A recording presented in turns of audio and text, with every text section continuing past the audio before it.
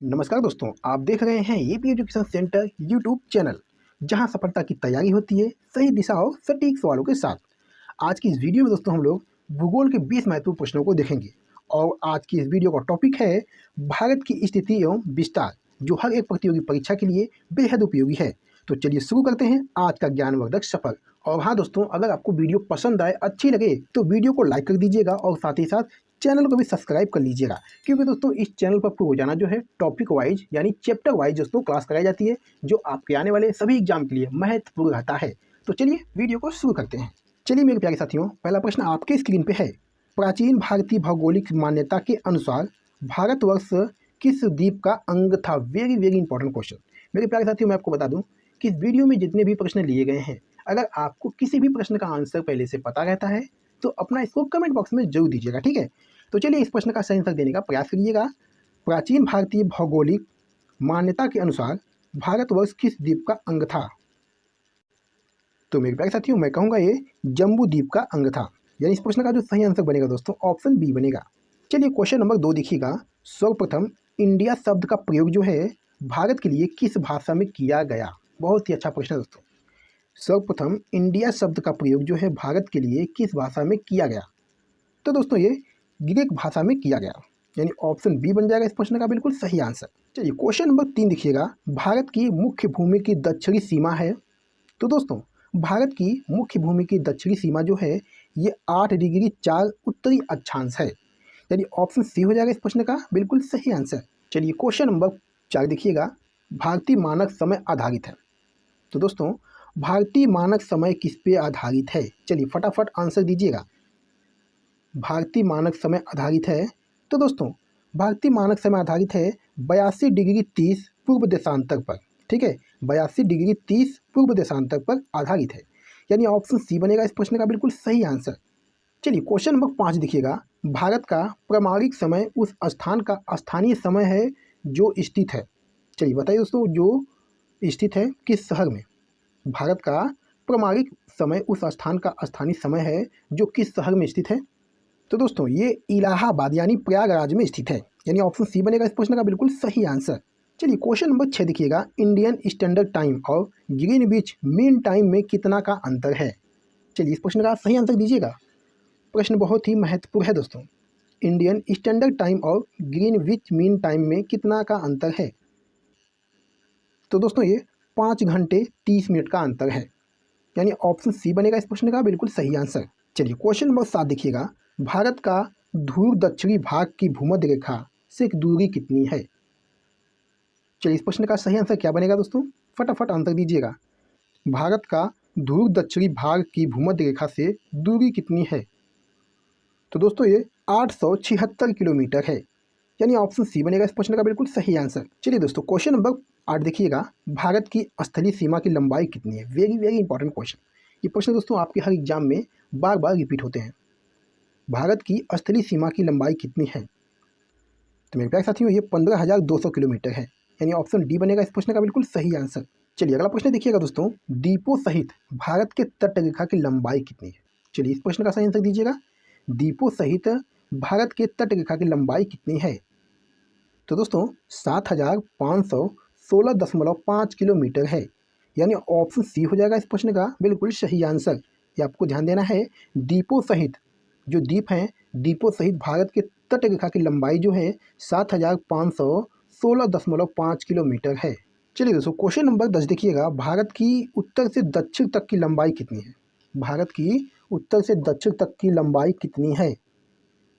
तो दोस्तों ये 3,214 किलोमीटर है, यानी ऑप्शन बी बन जाएगा इस प्रश्न का बिल्कुल सही आंसर। भारत की उत्तर से दक्षिण तक की लंबाई जो है ये 3,214 किलोमीटर है, ये आपको याद रखना है।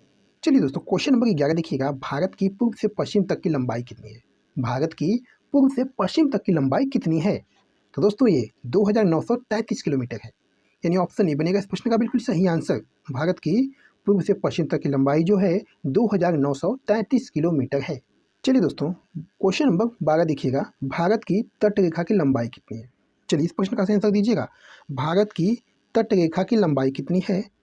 तो दोस्तों 6,100 किलोमीटर, यानी ऑप्शन ए बनेगा इस प्रश्न का बिल्कुल सही आंसर। भारत की तट रेखा की लंबाई जो है 6,100 किलोमीटर है। चलिए दोस्तों, क्वेश्चन नंबर 13 देखिएगा, भारत का क्षेत्रफल विश्व के कुल भौगोलिक क्षेत्रफल का कितना प्रतिशत है? चलिए बताइएगा, इस प्रश्न का सही आंसर क्या बनेगा? भारत का क्षेत्रफल विश्व के कुल भौगोलिक क्षेत्रफल का कितना है? तो दोस्तों ये 2.4% है, यानी ऑप्शन बी हो जाएगा इस प्रश्न का बिल्कुल सही आंसर। चलिए क्वेश्चन नंबर 14 देखिएगा, भारत के कुल क्षेत्रफल का कितना प्रतिशत भाग जो है पर्वतीय क्षेत्र के अंतर्गत आता है? चलिए इस प्रश्न का सही आंसर क्या बनेगा? फटाफट आंसर दीजिएगा दोस्तों, कोई भी दोस्त गलत नहीं करेगा, ठीक है। भारत के कुल क्षेत्रफल का कितना प्रतिशत भाग जो है पर्वतीय क्षेत्र के अंतर्गत आता है? तो दोस्तों ये 10.7% आता है, यानी ऑप्शन ए हो जाएगा इस प्रश्न का बिल्कुल सही आंसर। चलिए क्वेश्चन नंबर 15 देखिएगा, संपूर्ण भारत के कितने प्रतिशत भूभाग पर पर्वत और पहाड़ियों का विस्तार पाया जाता है? यानी दोस्तों पूरे भारत में कितना प्रतिशत जो है भूभाग पर पर्वत और पहाड़ियों का विस्तार पाया जाता है? चलिए बताइए, इस प्रश्न का सही आंसर क्या बनेगा? संपूर्ण भारत के कितने प्रतिशत भूभाग पर दोस्तों पर्वत और पहाड़ियों का विस्तार पाया जाता है? तो दोस्तों 29.3% पाया जाता है, यानी ऑप्शन सी बन जाएगा इस प्रश्न का बिल्कुल सही आंसर। चलिए क्वेश्चन नंबर 16 देखिएगा, संपूर्ण भारत के कितने प्रतिशत भूभाग पर पठार का विस्तार पाया जाता है? बहुत ही अच्छा प्रश्न है दोस्तों। तो दोस्तों ये 27.7% पाया जाता है। दोस्तों आपसे बता दें कि जितने भी प्रश्न इस वीडियो में हैं सभी प्रश्न आपके रेलवे एग्जाम के लिए बेहद उपयोगी है, तो पूरा वीडियो ध्यान से देखिएगा। चलिए अगला प्रश्न दोस्तों है, संपूर्ण भारत के कितने प्रतिशत भूभाग पर मैदान का विस्तार पाया जाता है? ठीक है, बताइएगा इस प्रश्न का सही आंसर क्या बनेगा? संपूर्ण भारत के कितने प्रतिशत भूभाग पर मैदान का विस्तार पाया जाता है? तो मैं कहूँगा दोस्तों ये 43% पाया जाता है, यानी ऑप्शन डी बनेगा इस प्रश्न का बिल्कुल सही आंसर। चलिए क्वेश्चन नंबर 18 देखिएगा, भारत की प्रादेशिक जल सीमा समुद्र तट से कितने समुद्री मील की दूरी तक है? चलिए इस प्रश्न का सही आंसर क्या बनेगा? फटाफट आंसर दीजिएगा। भारत की प्रादेशिक जल सीमा समुद्र तट से कितनी समुद्री मील की दूरी तक है? तो मैं कहूँगा दोस्तों ये 12 मील की दूरी तक है, यानी ऑप्शन ए हो जाएगा इस प्रश्न का बिल्कुल सही आंसर। चलिए दोस्तों क्वेश्चन नंबर 19 देखिएगा, भारत का संलग्न क्षेत्र, ठीक है दोस्तों, भारत का संलग्न क्षेत्र प्रादेशिक जल सीमा के आगे कितने समुद्री मील की दूरी तक है? चलिए इस प्रश्न का सही आंसर क्या बनेगा? फटाफट आंसर दीजिएगा। भारत का संलग्न क्षेत्र प्रादेशिक जल सीमा के आगे दोस्तों कितने समुद्री मील की दूरी तक है?